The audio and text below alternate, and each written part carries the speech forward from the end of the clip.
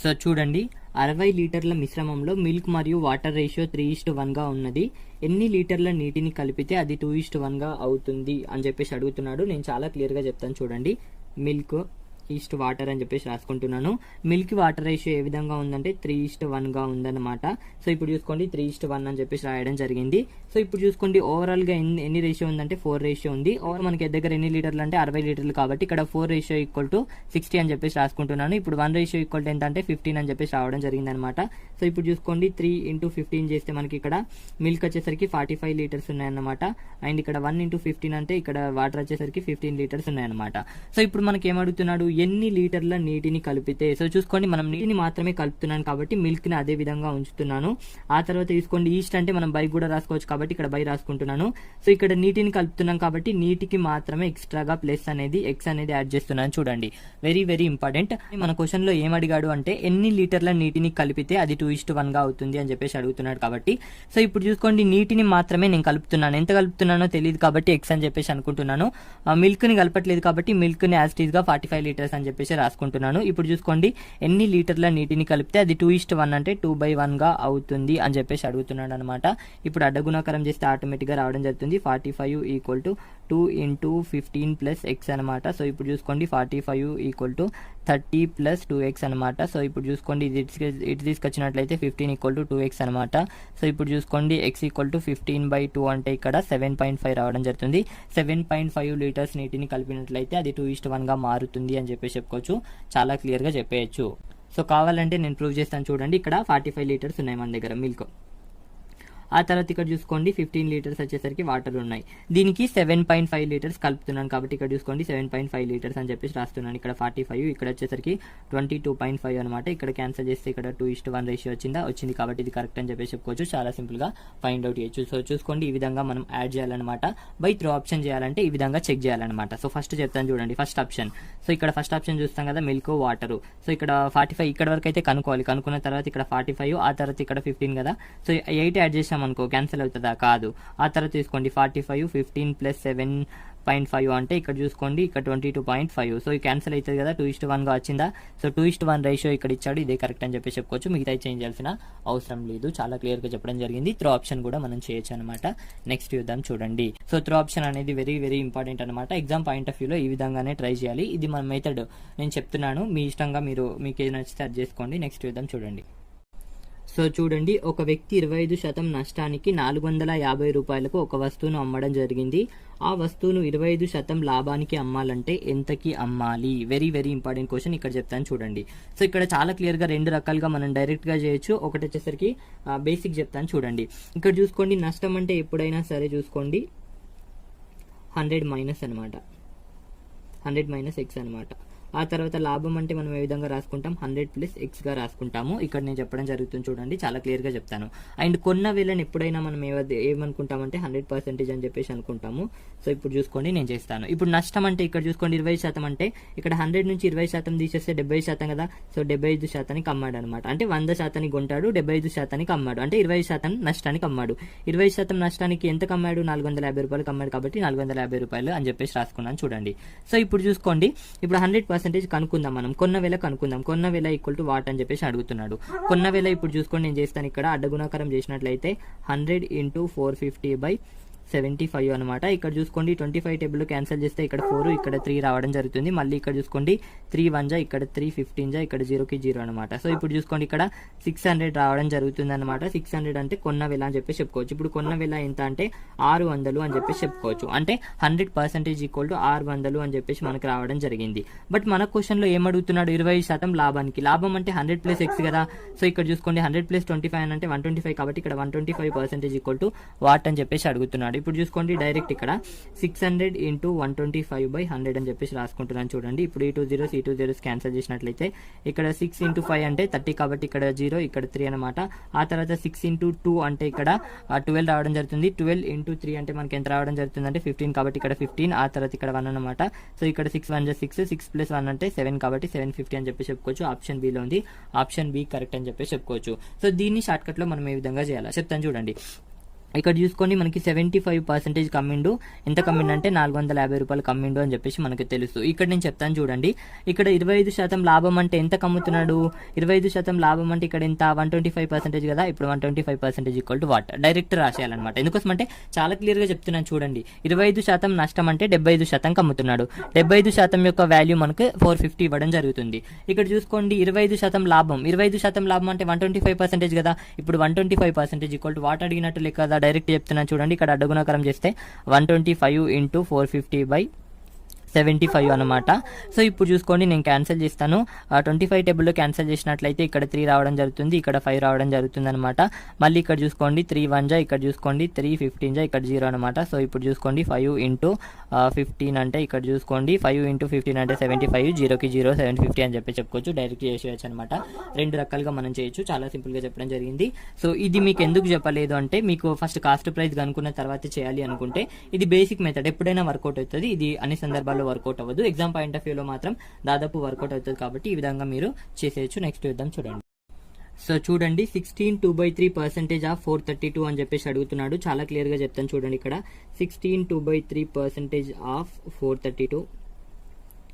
So ఇప్పుడు చూసుకోండి ఇక్కడ 6 × 3 అంటే 18, 18 + 2 అంటే 20 కాబట్టి ఇక్కడ 20/3 × 100 అని చెప్పేసి రాసుకుంటున్నాను. ఎందుకోసం అంటే పర్సంటేజ్ని తొలగించాను. ఇక్కడ హాఫ్ అంటే ఇంటూ కాబట్టి × 432 అని చెప్పేసి రాసుకుంటున్నాను చూడండి.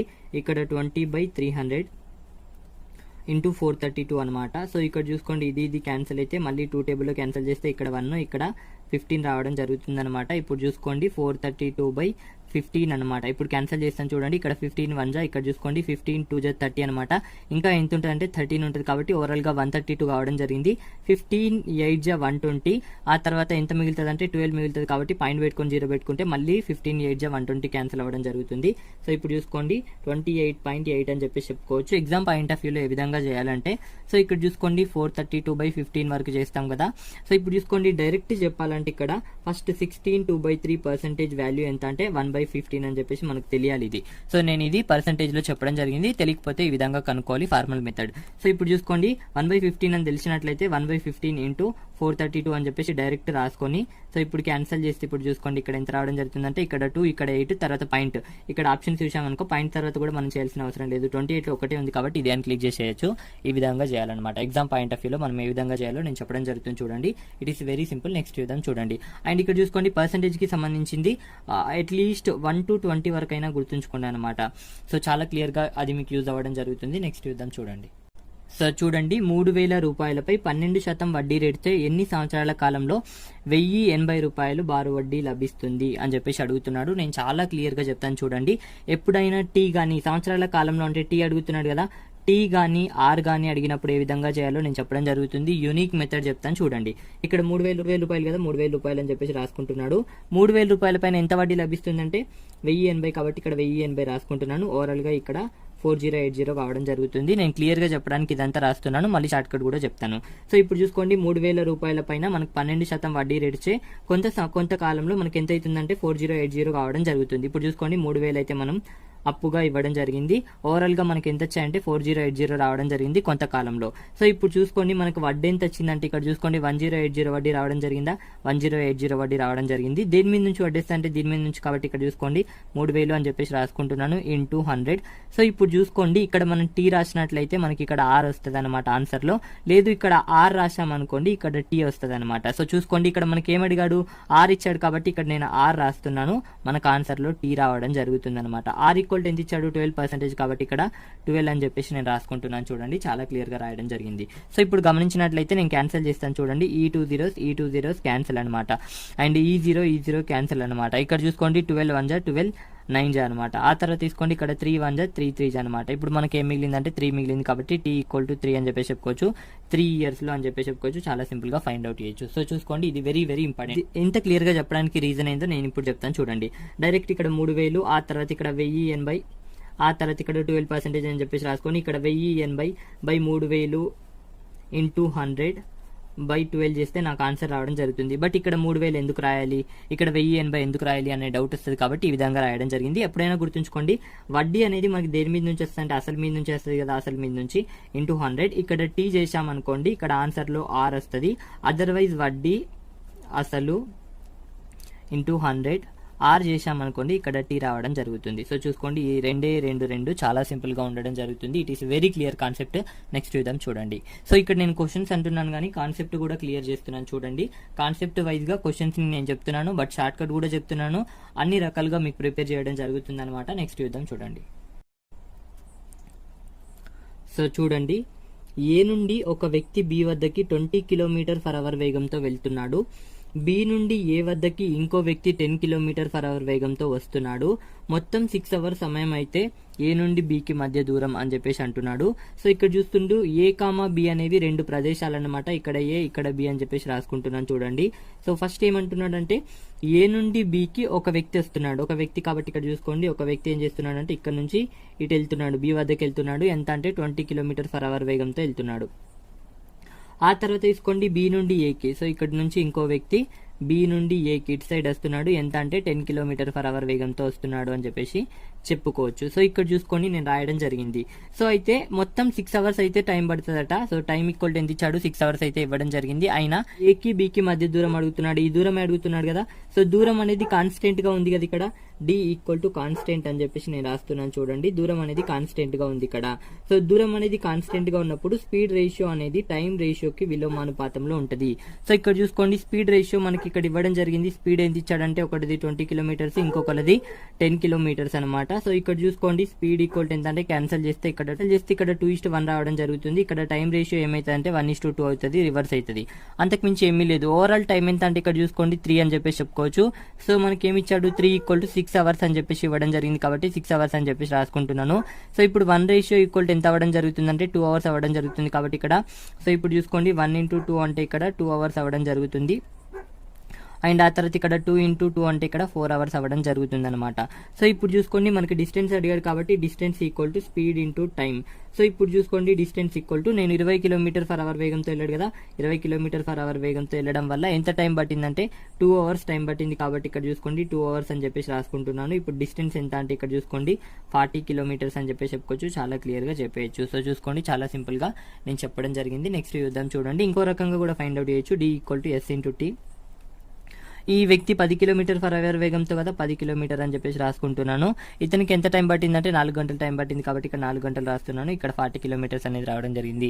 రెండు రకాలుగా కూడా చేయొచ్చు, ఏదో ఒక వ్యక్తిని తీసుకొని చేయొచ్చు అనమాట. ఇంకా క్లియర్ గా చెప్పాలంటే సో ఈ లైన్ అన్నా తీసుకోవాలి, ఈ లైన్ అన్నా తీసుకోవాలి, అంతకుమించి ఏమీ లేదు. నెక్స్ట్ చూద్దాం చూడండి.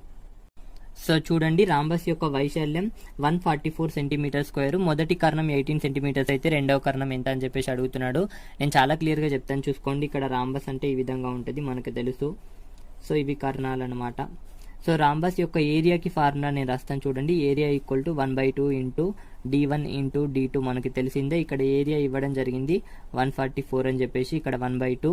ఇక్కడ చూసుకోండి d1 ఈక్వల్ టు మొదటి కర్ణం 18 ఇవ్వడం జరిగింది, రెండవ కర్ణం అడుగుతున్నాడు. ఇక్కడ 18 ఇంటూ ఇక్కడ d2 అడుగుతున్నాడు. సో ఇప్పుడు చూసుకోండి చాలా క్లియర్ గా చెప్పడం జరుగుతుంది. ఇక్కడ 2 1 జా, ఇక్కడ 2 9 జా అనమాట. సో ఇక్కడ చూసుకోండి 9 1 జా, ఇక్కడ కూడా 9 1 జా, ఆ తర్వాత 5 మిగులుతుంది కాబట్టి 9 6 జా అనమాట. సో ఇప్పుడు d2 ఈక్వల్ టు ఎంత అంటే 16 అని చెప్పేసి చెప్పుకోవచ్చు. చాలా క్లియర్ గా చెప్పచ్చు. ఆప్షన్ డి లో ఉంది, ఆప్షన్ డి కరెక్ట్ అని చెప్పేసి చెప్పేయచ్చు అనమాట. చాలా సింపుల్. మెన్సురేషన్ నుంచి దాదాపు చాలా సింపుల్ గానే అడుగుతూ ఉంటాడు మనకి. జనరల్ గా ఎక్కువ డెప్త్ గా అయితే అడగడు. CBT 1 లో ఇంతకు మించి అయితే అడగకపోవచ్చు. ఈ ఫార్ములాస్ ఇవి అడగచ్చు. CBT 2 లో అయితే అడిగే ఆస్కారం ఉంటుంది. నెక్స్ట్ చూద్దాం చూడండి. సో చూడండి చతురస్రం యొక్క ప్రతి భుజాన్ని 20% పెంచితే చతురస్రం యొక్క వైశాల్యంలో మార్పు శాతం ఎంత? సో ఇక్కడ చూసుకోండి ఈ క్వశ్చన్ లో నేను చాలా మట్టుకు ఇన్ఫర్మేషన్ అయితే చెప్పడం జరుగుతుంది చూడండి. సో ఇక్కడ 20% పెంచుతున్నాడు అని చెప్పేసి అన్నాడు. ఎప్పుడైనా చూసుకోండి 20% పెరిగిన శాతం మాత్రమే వచ్చినప్పుడు మనకి శాతం అడిగితే ఆటోమేటిక్ గా మనం చెప్పేసి చూసుకోండి.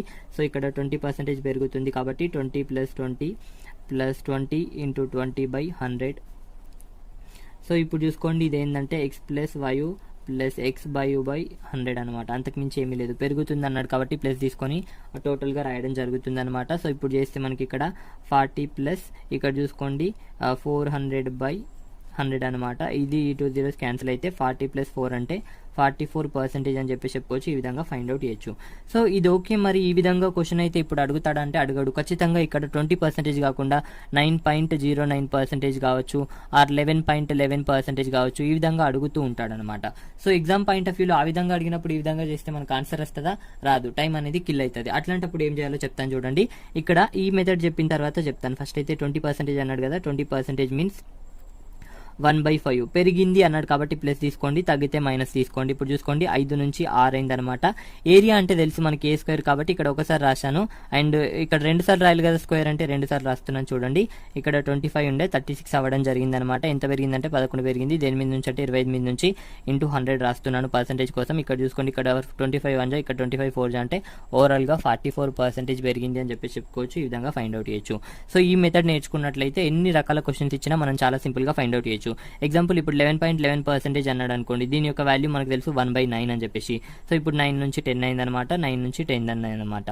సో ఇప్పుడు చేస్తే ఓవరాల్ గా ఇక్కడ చూసుకోండి 18 నుంచి 20 అనమాట. సో ఇక్కడ చూసుకోండి ఇక్కడ 2 పెరిగింది. ఆ తర్వాత దేని మీద నుంచి అంటే 18 నుంచి ఇంటూ 100 చేస్తే మనకు ఆటోమేటిక్ గా ఆన్సర్ అనేది రావడం జరుగుతుంది. సో ఈ విధంగా మీరు చేసినట్లయితే మీకు ఎగ్జామ్ పాయింట్ ఆఫ్ వ్యూలో యూజ్ ఉంటుంది. ఇవి లాస్ట్ ఇయర్ పేపర్స్ కాబట్టి 20% 30% ఉన్నాయి. ఇప్పుడైతే అటువంటి విధంగా వచ్చే ఆస్కారమే లేదు కాబట్టి ఈ విధంగా నేను చెప్తున్నాను చూడండి. అండ్ నెక్స్ట్ చూద్దాం చూడండి. అండ్ ప్రీవియస్ పేపర్స్ అంటున్నారు, వాటిని కొంచెం మోడరేట్ చేసి ఇస్తే ఈ విధంగా ఇచ్చే ఆస్కారం ఉంటుంది కాబట్టి నేను దాన్ని కూడా చెప్తున్నాను ఇక్కడ. నెక్స్ట్ చూద్దాం చూడండి.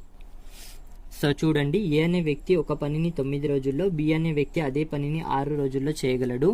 బి ఏ కన్నా 50% ఎక్కువ సామర్థ్యం కలవాడు అయినా బి ఒక్కడే ఆ పనిని చేయడానికి ఎంత కాలం పడుతుంది అని చెప్పేసి అడుగుతున్నాడు. చాలా క్లియర్ గా చెప్తాను చూడండి.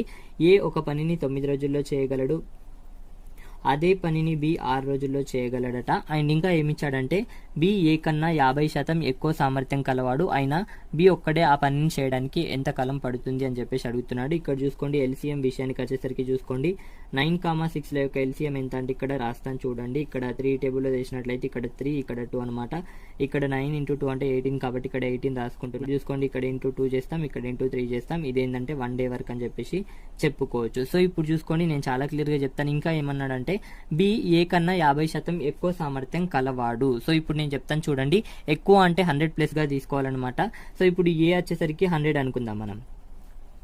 సో ఇప్పుడు బి ఎంత ఉంటాడు అంటే ఇక్కడ చూసుకోండి 150 ఉంటాడు, అంతేనా. 150 అని చెప్పేసి రాసుకుంటున్నాను. సో ఇక్కడ బై తీసుకుంటున్నాను, ఎందుకోసం అంటే ఈ విధంగా తీసుకుంటాం మనం. ఇప్పుడు చూసుకోండి ఇక్కడ క్యాన్సిల్ చేస్తే ఇక్కడ ఎంత రావడం జరుగుతుందంటే ఇక్కడ 3-2 రావడం జరుగుతుంది, అంతేనా. అంతకుమించి ఏం లేదు కదా. సో ఇప్పుడు చూసుకోండి B is to A equal to 3:2 అని చెప్పేసి రాసుకోవచ్చు. చాలా సింపుల్ గా రాయడం జరిగింది, అంతకుమించి ఏమీ లేదు. సో చూసుకోండి ఇప్పుడు 50% ఎక్కువ అంటే ఇప్పుడు ఏ 100 అనుకుందాం. ఎక్కువ అన్నప్పుడు ఎప్పుడైనా సరే ఇక్కడ 100+ గా తీసుకోవాలా, తక్కువ అంటే 100- గా తీసుకోవాలా నేను చెప్పడం జరిగింది.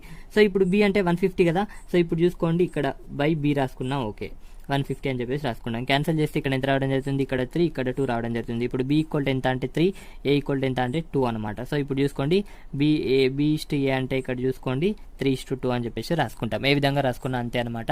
సో ఇప్పుడు ఇక్కడ ఇవ్వడం జరిగింది. ఇది కూడా మన 1 డే వర్క్ అని చెప్పి చెప్పుకోవచ్చు. సామర్థ్యం అన్న 1 డే వర్కే, 1 డే వర్క్ అన్న సామర్థ్యం. ఇదేమంటే 1 డే వర్క్ అనమాట. బి యొక్క 1 డే వర్క్ ఎంత అంటే 3, ఏ యొక్క 1 డే వర్క్ ఎంత అంటే 2. సో ఇప్పుడు మనకి ఏమడుగుతున్నాడు, బి ఒక్కడే పని చేయడానికి ఎంత కాలం పడుతుంది.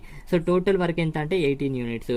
బి యొక్క 1 డే వర్క్ 3 కాబట్టి ఎంత కాలం పడుతుంది అంటే 6 days పడుతుంది అని చెప్పేసి చెప్పుకోవచ్చు. ఇది మనకు అవసరమే లేదు, ఎక్స్ట్రా పాయింట్ అనమాట. ఆలోచించడానికి ఏం చేస్తారు అని చెప్పేసి ఇవ్వడం జరిగింది. బట్ ఒకసారి అయితే మనకు తెలియాలి కాబట్టి నేను ఇక్కడ క్లియర్ గా చెప్పడం జరిగింది. నెక్స్ట్ చూద్దాం చూడండి. అండ్ అనదర్ ఇంపార్టెంట్ పాయింట్, సామర్థ్యం అన్న 1 డే వర్కే, 1 డే వర్క్ అన్న సామర్థ్యం అనమాట. సో ఇక్కడ చూసుకోండి చాలా క్లియర్ గా చెప్పడం జరిగింది. నెక్స్ట్ చూద్దాం చూడండి. సో చూడండి cot 10 θ, cot 20 θ, cot 60 θ, cot 70 θ, cot 80 θ equal to what అని చెప్పేసి అడిగాడు.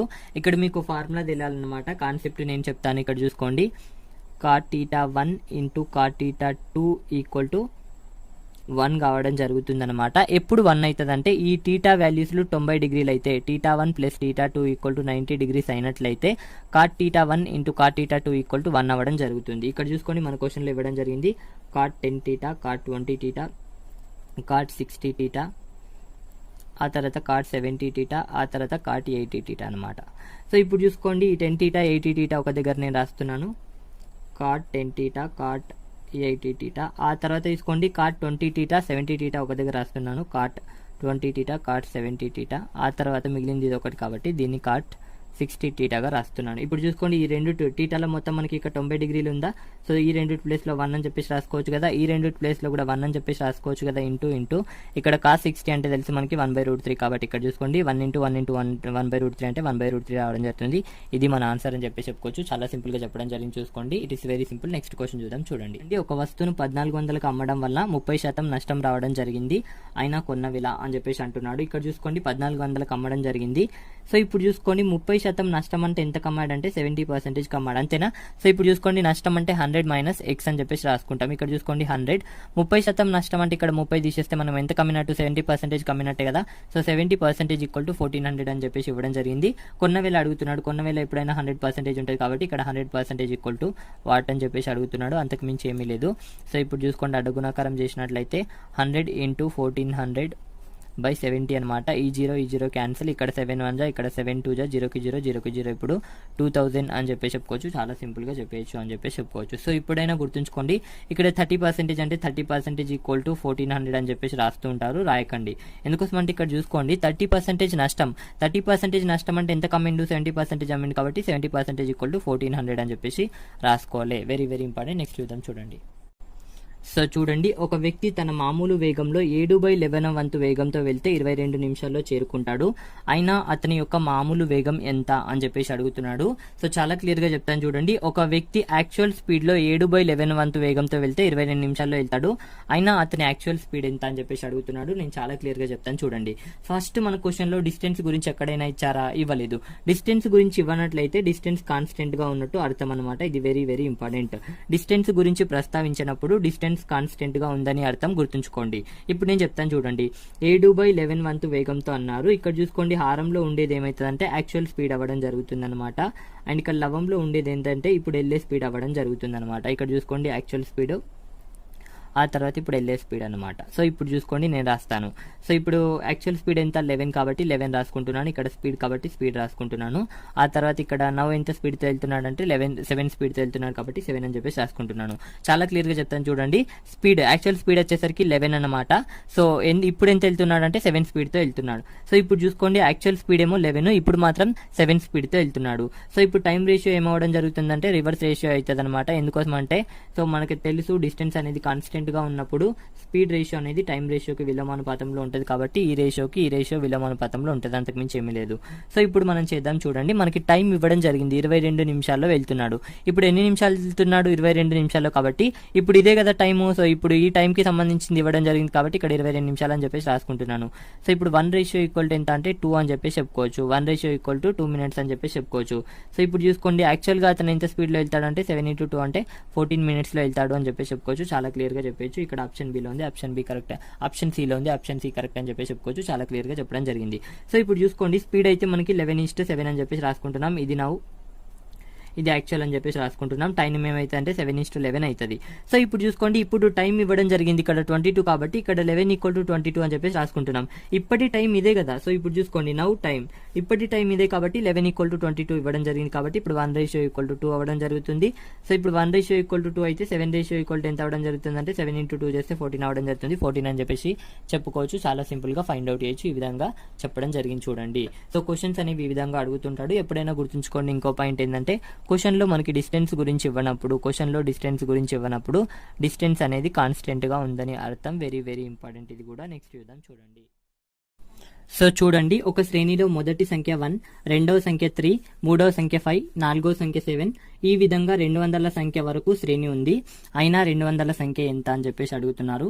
చాలా క్లియర్ గా చెప్పేచ్చు చూడండి. ఇక్కడ ఫస్ట్ మనం మొదటి సంఖ్య 1, రెండవ సంఖ్య 3, అండ్ మూడవ సంఖ్య 5, నాలుగవ సంఖ్య 7 అప్ టు ఇక్కడ ఏ విధంగా ఉన్నాయంటే 200 సంఖ్య వరకు ఉన్నాయి కాబట్టి 200 సంఖ్య అని చెప్పేసి రాసుకుంటున్నాను చూడండి. అయినా ఈ 200 సంఖ్య ఎంత అని చెప్పేసి అడుగుతున్నాడు. చాలా సింపుల్ గా చెప్పేచ్చు. ఇక్కడ చూడండి, గ్యాప్ ఎంత ఉంది అంటే ఇక్కడ ఈ రెండింటి మధ్య గ్యాప్ 2 ఉంది, ఈ రెండింటి మధ్య కూడా గ్యాప్ 2 ఉంది, ఈ రెండింటి మధ్య కూడా గ్యాప్ +2 యాడ్ అవుతుంది కాబట్టి ఇది ఆటోమేటిక్ గా చెప్పేచ్చు ఇది ఏపీలో ఉంది అని. ఇది ఏపీలో ఉంది అని చెప్పేసి చెప్పుకోవచ్చు. సో ఏపీలో ఉన్నప్పుడు మనకి ఫార్ములా తెలుసు. ఎన్నవ సంఖ్య కనుక్కోవడానికి మనకి ఫార్ములా a + n - 1 × d అనే ఫార్ములా అనమాట. సో ఇప్పుడు చేద్దాం చూడండి. ఇప్పుడు ఇక్కడ a = ఎంత ఇచ్చాడంటే 1 ఇవ్వడం జరిగింది. ఆ తర్వాత చూసుకోండి, n = తెలుసు మనకి 200 సంఖ్య అని. అండ్ అదే విధంగా చూడండి, d మనం ఏ విధంగా కనుక్కుంటా అంటే a2 - a1 అనమాట. ఇక్కడ a2 - a1 చేస్తే రావడం జరుగుతుంది. సో దీన్ని a1 అంటాం, దీన్ని a2 అంటాం, దీన్ని a3 అంటాం. ఈ విధంగా చేస్తే మనకు రావడం జరుగుతుంది. d = ఏంటి అంటే a2 ఎంత ఉంది 3, ఇప్పుడు a1 ఎంత ఉంది 1 ఉంది కాబట్టి 2 అనమాట. ఏ రెండునైనా తీసుకోవచ్చు, బట్ ఇట్లా తీసుకోవాలన్నమాట. ఇట్లా సో ఇప్పుడు 3 మైనస్ 1 అంటే 2, ఇప్పుడు 5 మైనస్ 3 అంటే 2, 7 మైనస్ 5 అంటే 2 అనమాట. ఈ విధంగా చూసుకోవాలన్నమాట. అది చేస్తే మనకి డి రావడం జరుగుతుంది. డి అంటే డిస్టెన్స్, వాటి మధ్య ఉన్న డిస్టెన్స్ అనమాట, దాన్ని డి అని చెప్పేసి అంటుంటాం. ఇప్పుడు ఫార్ములాలో ప్రతిక్షేపించినట్లయితే 200ల సంఖ్య equal to A equal to మనకు తెలుసు 1 అని. ఆ తర్వాత చూసుకోండి ఎన్ ఈక్వల్ టు తెలుసు మనకి 200 అని. ఆ తర్వాత -1, డి ఈక్వల్ టు తెలుసు మనకి 2 అని చెప్పేసి. సో ఇప్పుడు 200ల సంఖ్య ఈక్వల్ టు ఇక్కడ చూసుకోండి 1 ప్లస్ ఇక్కడ చూసుకోండి ఎంత 199 ఇంటూ 2 అనమాట. సో ఇప్పుడు చూసుకోండి చాలా సింపుల్ గా రావడం జరుగుతుంది. ఇక్కడ 398 అయితే కావడం జరుగుతుంది. 1 ప్లస్ 398 అంటే 399 అని చెప్పేసి